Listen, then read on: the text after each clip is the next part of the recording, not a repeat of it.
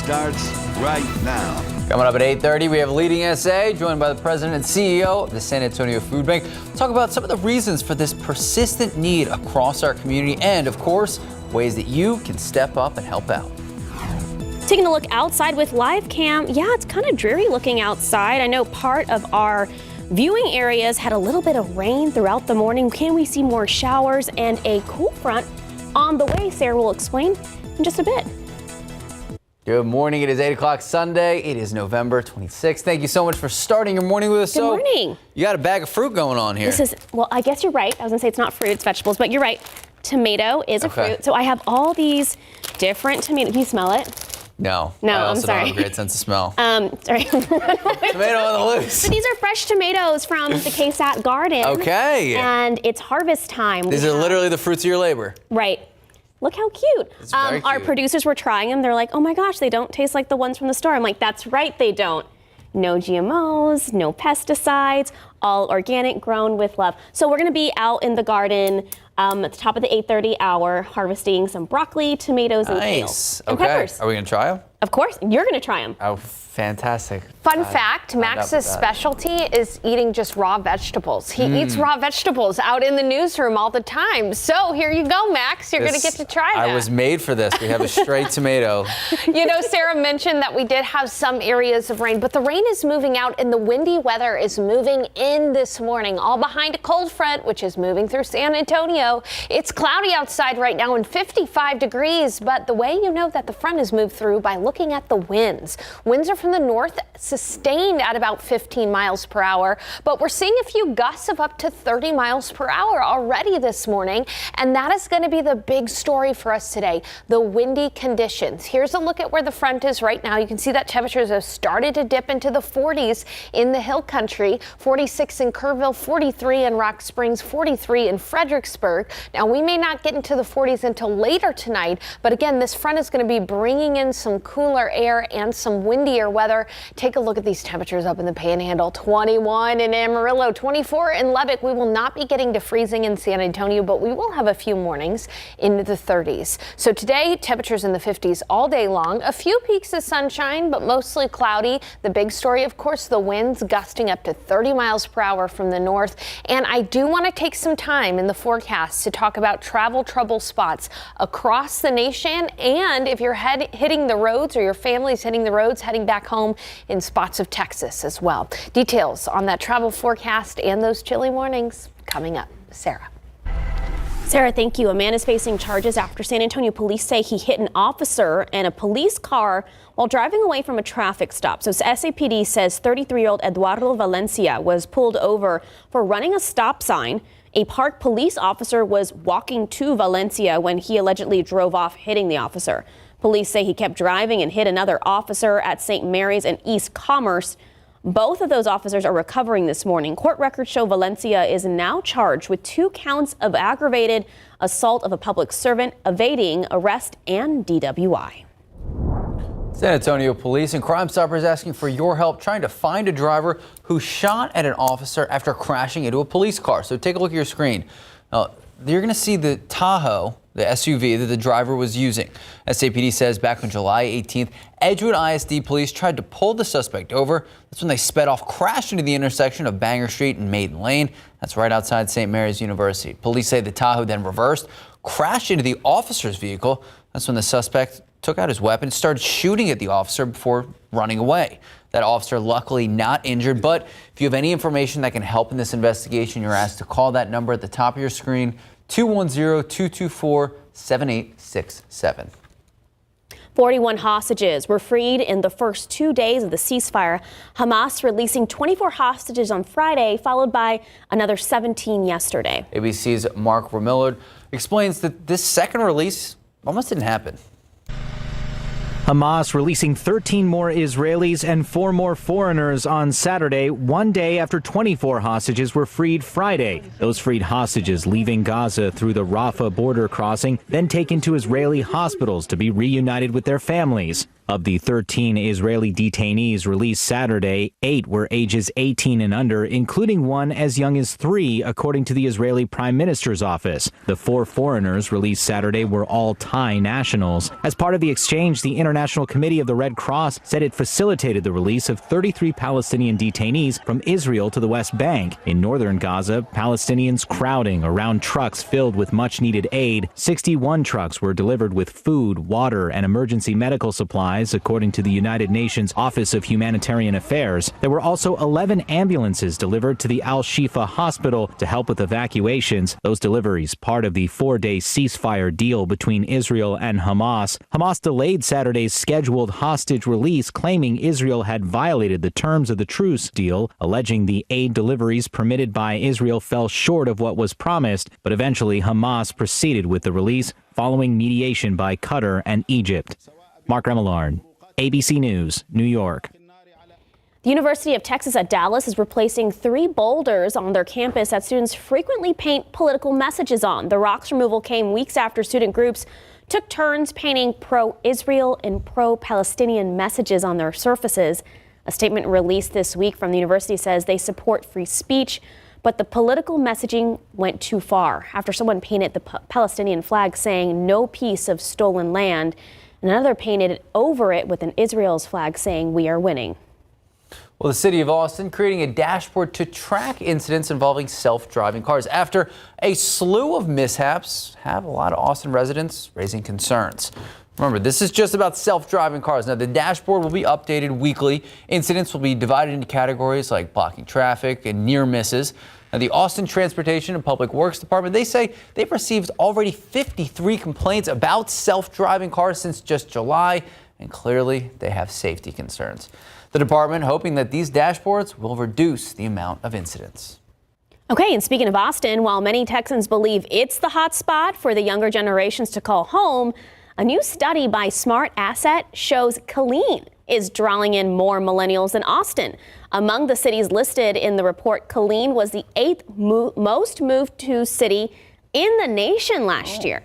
Almost 17,000 millennials moved to Killeen in 2022, making up 10.8% of the city's population. For newcomers, while Austin drew in more residents, millennials only made up about 10.7% of its new population, coming in one spot below Killeen. Okay, so it's close. Looking at those percentages of newcomers for San Antonio, the generation made up 7.08% last year. Your morning money news, ABC finance experts, they have their final Black Friday report for online sales. Adobe Analytics says consumers spent a record at $9.8 billion shopping online on Friday. And yes, that's just online sales. That doesn't include people going to the actual stores. And from online sales, we're already seeing an increase of 7.5% from last year. Adobe says more shoppers continue to make use of the buy now, pay later services. Those orders up 72% compared to last year. And it's not even Cyber Monday yet. If you aren't part of that $10 billion in sales and are waiting for Cyber Monday tomorrow, here's what finance experts are expecting. So shoppers are predicted to generate over $12 billion in online spending tomorrow. Electronics are said to be in demand, with sales up 152% compared to last month. Apparel, toys are both up 130%. And one thing that they really didn't track was the amount that American consumers are actually spending on vacation. And of course, as it starts to get colder, you're already thinking about that next vacation. I know you are. Already, I need to get out of the cold. Okay, so coming up, ABC's Rena Roy says we'll have the prices might be right this upcoming Tuesday to buy. What's better than a vacation? Getting a great deal on your trip. Travel Deal Tuesday, the Tuesday after Thanksgiving, may be your best bet for discounts on hotels, rental cars, flights, and even rental homes. Haley Berg, lead economist at online travel agency Hopper, says that prices typically drop by 30 to 60% on flights and hotels. So think 50% off a hotel stay in Bali, 35% off Rome, Tokyo, the Bahamas. Berg says this is a great opportunity to book bucket list international vacations. We see prices drop for flights to many international destinations as airlines try to pick up demand for early 2024 trips. But if you're on a smaller budget, she says this Travel Deal Tuesday is especially great for booking domestic travel. Domestic airfares already lower than this time last year and 2019. So if you book on Travel Deal Tuesday, you can stack the savings of that lower airfare with additional promotions from participating airlines. To best take advantage of Travel Deal Tuesday, Berg recommends planning ahead. Start thinking now about what vacation you'll want to take in the next year. You can also set up flight watches if you're thinking about a couple of different trips next year. Keeping your options open when it comes to dates and destination. If you're thinking about a tropical vacation, consider looking at the price of lots of different destinations in the Caribbean. And booking with free cancellation when possible. If you need to cancel for any reason, change for any reason, the value that you have spent is safe to rebook yourself on a flight that works better or give you that money back. Rena Roy, ABC News, New York. Okay, so nobody won the $340 million jackpot last night. So let's take a look at those numbers, starting with pick 3, 411, 411, Fireball 9, Daily 4, 4956, Fireball 9. All right, and the Lotto Texas 8, 9, 13, 16, 21, 30, Cash 5, 2, 18. Oh, we don't care about the Cash 5. Powerball, though, I think it's up to $340 million? Yeah. What a day. 27, 33, 63, 66, 68. Powerball 9, Power Play 2. Good luck. All right. Speaking of good luck, we're going to need some extra luck this year. As you know, hopefully you know, we've been working to try to raise as much money as possible to try to fight cancer. This is our leaderboard right now here at KSAT. Let's look at Max in the lead. We started the GMSA Weekend Family Grassroots Movement. Right. To get a lot of small donations, but several to get Max over Mike Osterhage, who gets so here's the fewer thing. donations, but larger amounts. Right. We're the grassroots movement. A lot of smaller donations, like $1, $2, $5 donations. There's still time. Help us out. Again, yes, we like the spirit of competition, but this is all to try to fight cancer and help families who are going through seemingly the unimaginable. Okay, are we still number 2 in the nation? For a while, we were number 1. I think we just jumped over the commercial trucking company in Alaska. yesterday. No, that's the Alaska Troopers. Oh. Yeah, no, there's 3 seats vying for number 1. The Alaskan State Troopers, right? The commercial trucking, and then KSAT. And then KSAT. Yeah. Let's go KSAT. We're working here, but again, we're doing it for a good cause. There's still time to help out. And with the Mike Osterhage thing, he has like weird large donations coming on like November 30th. And they're always anonymous. Always anonymous. He knows people. Or is it Mike Osterhage? It's hard to say. But we have you guys. We have our GMSA weekend viewers, and you guys are awesome. So keep donating, even if it's $1. And donate under Max. Time now, 8:12, 55 degrees. Our zoo nominated for an award. After the break, we'll tell you how you can cast your vote. All right. So we're going to be out in the garden around 8:30. And, I mean, this is what we're going to expect. Cloudy, 55 degrees. What is the rest of the day going to look like? When are we going to see it heat up a little bit? Will we see rain? We're going to check in with Sarah Spivey in just a few moments. All right, good morning and welcome back. San Antonio Zoo's holiday experience, it has been nominated for a USA Today Reader's Choice Award. San Antonio Zoo Lights nominated in the Travel Award category for Best Zoo Lights. I didn't even know this was a category. Zoo officials say it is the first nomination for our zoo in that category. And it's funny because this has been going on for years and it's always really cool. The last day of voting is this Wednesday. If you want to vote for our local zoo that we love, the link is embedded in the article. Just head to KSAT.com. Zoo Lights open now, and it stays open until New Year's Eve. Have you made it out there yet? No, not yet, but I can't wait to go. I go every single year. So also on KSAT.com, we have a full list of places in and around the city that are putting on events to get residents in the holiday spirit. Whether you're planning on ice skating date or a family trip to Santa's Ranch, We have it all laid out for you. Just look out for this article under the Things to Do tab. And today is really going to feel like that Christmas and holiday spirit. You know, it's going to be mostly cloudy. It is going to be windy, though. A front has moved through, and that's helped to push the rain south of San Antonio. Here's a look at the authority radar. You can see where the rainfall is right now. Light rain falling in Karnes County, near Karnes City and Kennedy, also in in DeWitt County, near Yorktown, and in southern Atascosa County. But there were some light rain showers earlier this morning around San Antonio. Those have since pushed south as the cold front has moved through. Outside right now, cloudy skies, but we are going to see peaks of sunshine. It's 55 and the front has moved through because winds are now gusting close to 30 miles per hour from the north, bringing in some cooler air and even some cold air across the panhandle. I want to transition right now and I want to talk a little bit about travel weather, not only across the state of Texas, but across the nation. We're really not going to have that many issues with rain unless you're traveling south of San Antonio, and a lot of folks are toward the Rio Grande Valley. There could be a few showers. Really, this is the big system that's going to cause a lot of headaches for folks traveling today. Look at all the snow across Chicago, big airport there, Chicago O'Hare, and look at all the rain across areas closer to Florida. Now, a quick check of the airports doesn't show any major delays at the moment, but things are early. It is early in the day. We don't expect too many delays at this time. We will wait and see. Again, across Texas, things are okay, just cooling down. Take a look at temperatures in the 20s in Amarillo and in Lubbock. We are not going to get that cold in San Antonio. We may dip it to the 30s a little bit in the mornings, but we're not going to be experiencing freezing weather. This is just a reinforcing shot of cooler air that is going to make it windy. I think winds could be the only problem if you're traveling or your friends are traveling across Texas today, particularly out east toward Houston on those east-west highways like I-10.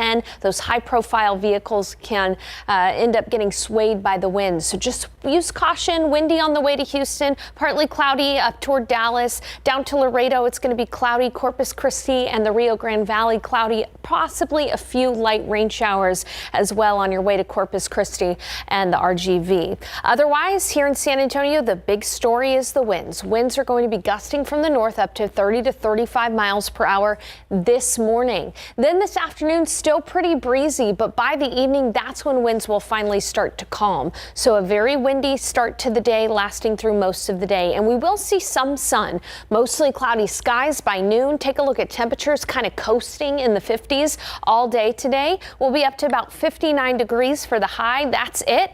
Otherwise, again, the winds, and then tonight temperatures will fall into the 40s.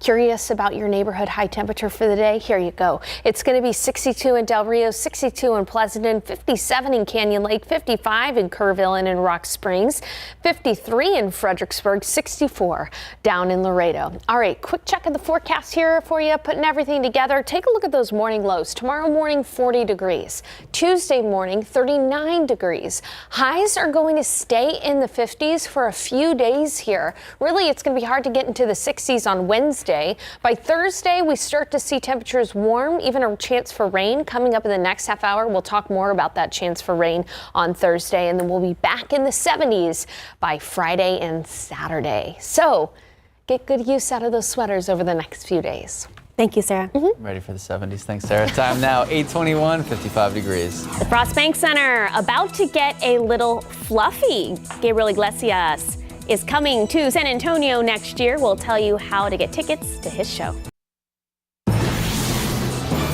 Comedian Gabriel Iglesias bringing all the laughs to San Antonio next year as part of his Don't Worry, Be Fluffy tour. He's taking the stage at the Frost Bank Center next year on April 13th. All right, tickets are already on sale. They start at $33. If you're interested, you want to go, we have everything you need to know under our Things to Do tab on KSAT.com. We also have embedded links to his site as well as the Frost Bank Center website. You can purchase your tickets now.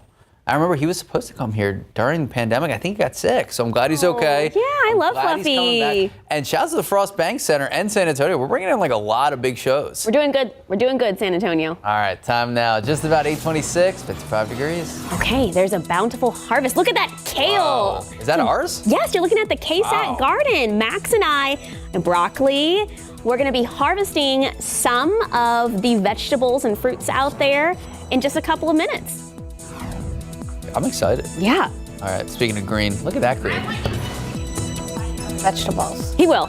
Okay, he might. In our next half hour, we're going to look at how Black Friday shoppers performed this year, plus how our No Shave November team's doing. Good morning, welcome back. Happy Sunday, I'm Max Massey. And I'm Sarah Costa, and we have lots of tomatoes because it's the end of the season, and all of my tomatoes that I planted in the fall, the KSAT garden, they're coming in. This is a celebrity tomato. It smells really good. But we're going to be out there in just a couple of minutes. We're showing you what's growing, and we're going to be harvesting live. Like a kid on Christmas morning being like, I brought you presents. I have worked so hard for these tomatoes. Here.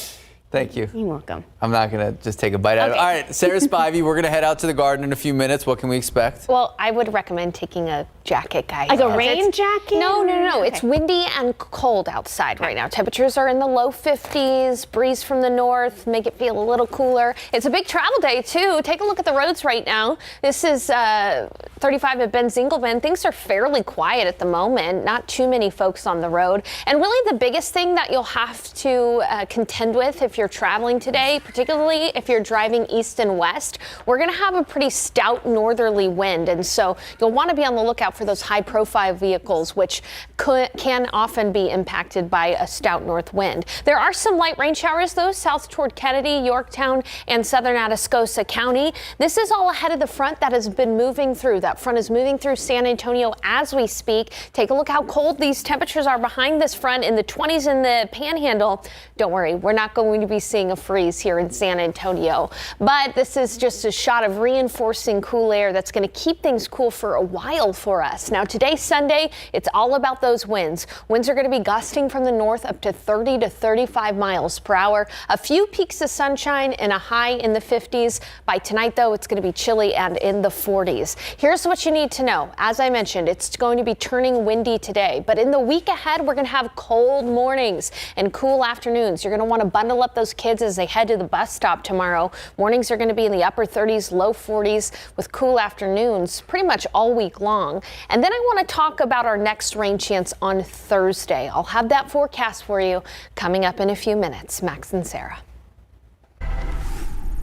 Thank you, Sarah. It's been a big weekend for the Spurs, between Pop telling the crowd to stop booing and to Wemby's jersey being misspelled after his jersey, you see it right there on your screen, was spelled with an N instead of an M at the Yana. It should be Yama. Wemby has responded. Okay. So in a news conference, he says, quote, "It's a real shame. I don't know if somebody got fired. Oh, the Spurs did their job checking on my name. I don't know. It's a real shame." End quote. Adding that he didn't know about the typo at first on social media. I mean, you're not looking at the back of your back. Some Spurs fans speculated that maybe the Warriors were at fault, while others poked fun at the situation. Spurs play in Denver tonight. Important to note, I think they also lost like 11 in a row. It's really disheartening. Few woes. Yeah. All right, but hey, speaking of some big winners, I want to say big congratulations to all of our local high school football teams advancing in the playoffs. So we have a lot in our viewing area. I want to give a big congratulations and good luck. I know a lot of the families of the players are watching. Steele, Smithson Valley, Blanco, Falls City, and this is just the start. Poth, Holy Cross, Davenport, and Piper. So good luck. We know you're moving on. And hey, we're rooting for you. We're also rooting for the San Antonio community because look, Thanksgiving, it's over, but the giving season is just beginning. So many families in and around our area, they need just a little bit more support this holiday season. Absolutely. So joining us in today's Leading SA segment is Michael Guetta from the San Antonio Food Bank. Good morning, Michael. Thank you so much for making time for us this morning. Good morning. Great to see you both. Great to have you here. So, Michael, before we really dive into the details, what does the current need look like at the food bank? You know, Max, it's been an interesting roller coaster, and the roller coaster is going up right now, meaning the need that we're seeing is trending higher. We're seeing more calls, requests for emergency food, and we're seeing more people showing up at our food distributions. Many people will remember, in the pandemic, those big parking lots full of people. Well, we've continued to distribute food through mobile distributions like that, and we saw the highest numbers that we've seen since the pandemic in those distributions through November. So that's been just, we then had to ask the public, can the public support that increased need? And of course, San Antonio has been amazing. But to answer your question directly, the need is definitely trending up, and we're not sure. People are working, and we know inflation is still maybe higher than wage income has been, but the requests have been up, Max. So I'm glad you started to touch on the reasons, because during the pandemic, it made sense. People couldn't go to work. Some places shut down. At the food bank, have you guys tried to surmise why exactly it hasn't subsided since the start of the pandemic? And then to your point, it's going up. So what problems do you guys see? I know that you talk to a lot of the families. Yeah, generally, I think what we hear is it's economics. And it's a little bit different. It's hard to generalize for everybody. For a senior on a fixed income, they're not getting, a percent of a raise all the time, but things are getting more expensive around them: groceries, utilities, those kind of things, even their housing potentially. So that's part of the challenge if you're on a fixed income. Then for people who are working, folks like you and, all of us, wages went up, let's say maybe 2.3%. I can't remember the exact number, but inflation was higher than that. Inflation outpaced wages. So people are actually worse off financially. They don't have the buying power, the real income that they did, a year ago. And so I think that's just it. It's just a matter of economics that people are working, but the world has gotten more expensive around them, and there's just not enough money left for the grocer. And that's compounded. Our housing costs have been high. Healthcare is a challenge. And it's not that someone uses the food bank every week. I think that's maybe the last point to make. We see periodic need if you're working. And that periodic need is, when there's maybe a car breaks down, there's a healthcare kind of medical bill that comes due. And so it's that periodic need when we're also seeing individuals. But I would say that need is up, and we're trending upwards to, near 110,000 from, we've been kind of hovering at 105,000 a week. So that's individuals, unique individuals getting food, and not the same 105,000 or 110,000 every week. Okay, so we just talked to you earlier before you jumped on this call. You guys had 2 to 3 events happening on actual Thanksgiving. I know this is a really busy time for you guys. So how did Thanksgiving go? I know it was a really busy day for you. Oh my gosh, thank you for asking. One, and just hope you guys had a great time as well. I hope you were blessed with families and friends that day. So, we did a number of things on Thanksgiving. We were, one, just inviting people to support the need. We had a turkey trot for 7,000 individuals. And that's a give back event. Well, besides people feeling, wellness and health and all those good things that happen for in a run or a walk, the dollars from that help provide food for folks at Thanksgiving, a turkey and then some. So that was beautiful to see. We also, with USAA, helped put together meals for shelters in San Antonio. Our great friends at USA gave us money so that we prepared food at Haven for Hope. And that food, those meals, were then sent to shelters across San Antonio so that the staff at those shelters could have Thanksgiving with their families. It's a beautiful thing that incredible company does. But our team put together an awesome Thanksgiving meal. And then we went over and just made sure that the residents at Haven and that the folks who were visiting St. Vinny's Bistro at the courtyard there at Haven, that they were all taken care of. So that was, that was great. It was fine and all successful.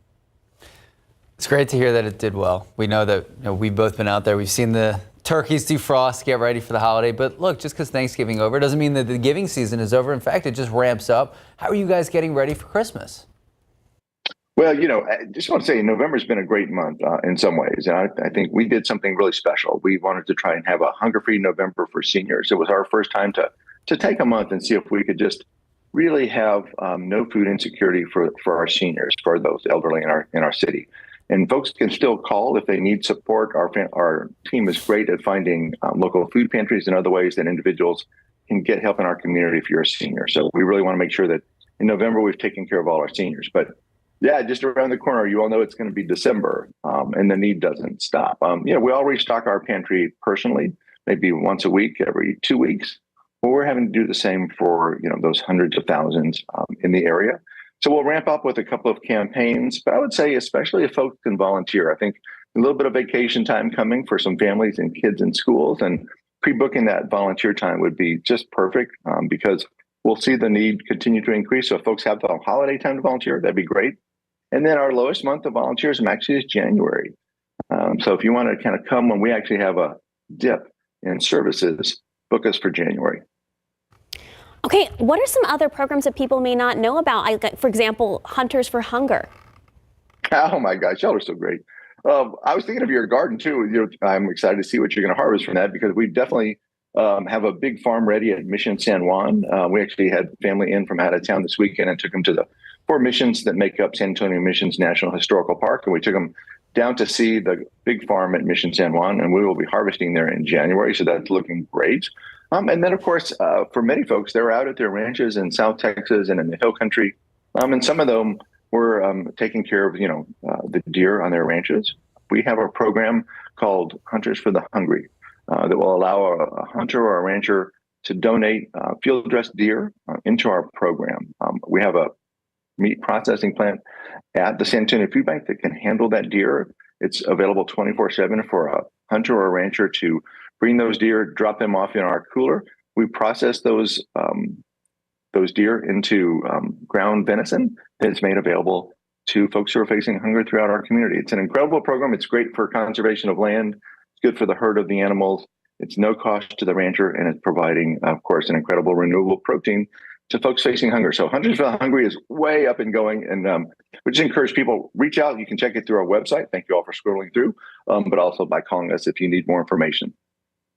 All right, Michael Guerra with the San Antonio Food Bank. Thanks so much for joining us this morning. I'm going to see if I can wrangle up some of our KSAT friends and come join you in January. Please do. We appreciate that. Thanks to you both. Thank you, Michael. Time now, just about 8:41, 54 degrees. All right, after the break, we're going to show you what's ready to be harvested in our KSAT garden. Max and I heading out there right now. You don't want to miss. We have broccoli, tomatoes, kale. We're going to show you how to harvest it, what it looks like, and how long it'll last once you harvest it. And I don't think we're going to have time to grab a jacket, but Sarah Spivey says if you are headed out the door right now, I would say wait about 16 minutes so we're done with the show. But if you are headed out, make sure to grab that jacket. We're going to check in with her in just a bit.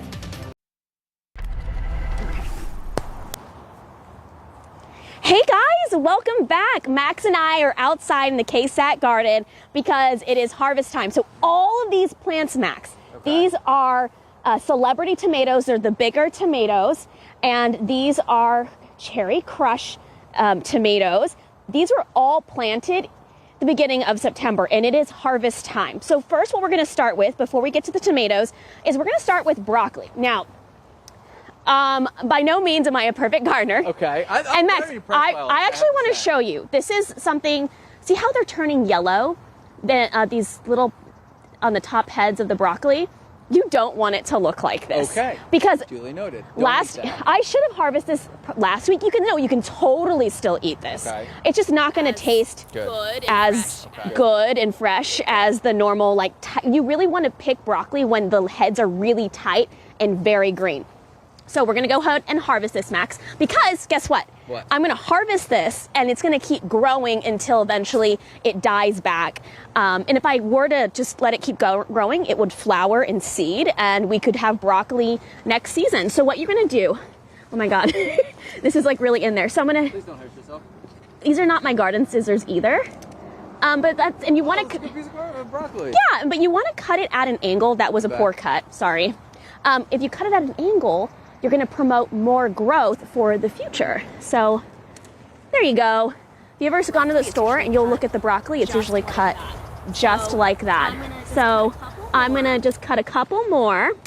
So we can, I didn't realize I had so much broccoli out here. Very impressive. This is going to last maybe for about 5 to 7 days in the fridge, but you want to cook it pretty soon. Okay, I have some sad news. Okay. This was my cucumber. But nothing produced, and it's because it was lacking a very important nutrient, the sun. Cucumber needs a lot more sun, and I thought maybe right here it was going to get enough, but the KSAT garden, we have these beautiful big oak trees. Over on this side, it gets the most sun, so the tomatoes got that sun. Okay, let me show you this. Okay, what do we got? This is kale. And what I love about kale is it kind of just grows throughout the winter. It does really well and freezes, so we can cut from the bottom here. We can straight eat this. Oh yeah, I mean I would wash it, but there's no pesticides at all. And then one more thing before we go. Here's some banana peppers. Nice. And these are actually very sweet. They're not hot at all, Max. And I know some of our producers wanted to eat some of these. And I think that's it. Oh, I want to show you one more thing. Sorry, MJ. Our producers like you guys. Thank you so much. Thank you so much to So Tex Farms out in Poteet. They gave me some of their cuttings for strawberries, and I have strawberries growing here and over here. We have strawberries growing, and we're gonna harvest those come this April. But I'm gonna send it back to Sarah because, Sarah, it is chilly out here, so what can we expect for the rest of the day? Chilly and windy. Goodness, I love having a friend that has a green thumb. So for every gardening question I ask Sarah, for every finance and political question I ask Max Massey. Take a look outside right now. It is cloudy and it is chilly. It's 55 degrees outside, and those winds are picking up from the north, gusting up to about 26 to 30 miles per hour, all behind a cold front that has moved through. Winds are gusting up to 30 miles per hour in Kerrville, 31 miles an hour in New Braunfels, up to 25 miles an hour in Del Rio, 28 miles per hour in Hondo. And as you can see, winds gusting up to 31 miles per hour in New Braunfels. So a windy start to the day for us, and it'll stay windy today. Throughout most of the day, gusts up to 30, 35 miles per hour. This will lead to cold mornings in the week ahead and cool afternoons. We're talking mornings in the 30s and 40s, but no freezes yet for us in San Antonio. Our next rain chance is Thursday. So let's talk about the forecast. First, I want to talk about this system as a whole. Take a look. Some light rain in deep South Texas. So if you're planning on traveling across Texas, or if you have friends and family traveling across Texas, maybe some light rain heading to the Rio Grande Valley, but that's about it as far as weather goes around Texas. This is all a part of a larger system which is bringing a ton of snow to a big airport city, Chicago. A lot of lake effect snow going to be going on because of this low pressure system, causing potentially some delays from the weather. No major updates to the airports yet, but that could very easily change. Again, even though temperatures are not going to get down into the 20s and 30s in San Antonio, this front is going to send that reinforcing shot of colder air through San Antonio in south central Texas, meaning in the week ahead, it is going to be a fairly chilly week all week long, including today. Here's your KSAT 12-hour forecast. Windy all morning long for us. Sustained winds at 15 to 20, but gusts up to 30, 35. Mostly cloudy skies this afternoon and 59 for the high. That's it. We're going to stay in the 50s all day, and then temperatures will dip into the 40s after sunset tonight. Here's a look at neighborhood highs. Bandera, you'll be at 59, 55 in Kerrville, 62 in Sabinal, 59 New Braunfels and Seguin, 62 in Nixon, Smiley, and in Floresville, 62 in Pleasanton, and 62 at Stinson. Here's a look at those chilly mornings and those cool afternoons in the future. Tomorrow morning, 40 degrees in San Antonio, but mid to upper 30s in the hill country. 39 on Tuesday. Notice we're not going to be seeing a freeze this week, so we don't need to worry about that. But it is going to get cold in the mornings as you're sending the kids back to school. Make sure to bundle them up because we really don't warm up all that much in the afternoons, in the 50s for the high. It isn't until Thursday that we start to see temperatures warm a little bit more, and that's because we'll have a little more moisture in the air, and that's when we have our next chance for rain on Thursday. Wednesday night into Thursday, about a 40% chance for showers, perhaps a few storms as well. We'll keep tabs on that. Otherwise, that's our forecast for the week. It's going to be chilly in the mornings and cool in the afternoons with that shot at rain on Thursday. So bundle up and get good use out of those sweaters. We'll be back with more news after the break. Before you go, San Antonio Pets Alive is offering free adoptions for all dogs, puppies, cats, kittens adopted from Zappa's Medical Center location on Marbach Road. The deal is only good for today from noon to 4 p.m. So all the pets you see on your screen are available for adoption. Of course, they all come spayed, neutered, microchipped, and vaccinated. Front is moving through. We'll see peaks of sunshine, but you can see temperatures are actually dipping into the 40s up in the hill country right now. It's 52 degrees in San Antonio, and it is windy outside. Wind gusts of up to 25 to 30 miles per hour right now. So be prepared for the chill and the wind. 50s only for the high the next several days. We'll see some rain return to the forecast on Thursday. And by the way, Max and Sarah, I just got the pollen count in. Molds are low and mountain cedar is low, but with the winds picking up from the north, mountain cedar is probably going to go up. Oh, no. That makes sense. Well, thank you, Sarah. A nice bouquet of kale here. Yeah, Nice beautiful. bouquet of kale, That was an peppers, adventure. tomatoes. All from your Tomatoes, garden. very impressive. I left the broccoli outside. We Yeah, need to go, all we in need the to go get KSAT that. garden. I have to say it is very impressive. Thank I get one of you. those Able to grow. peppers. I will Eat it. once we Take a rinse it bite. off. Take a bite. Yeah. There's no pesticides or I GMOs still on wouldn't it. want it. There's still dirt all over it. Well, it's good for you, Max. Okay. Have a great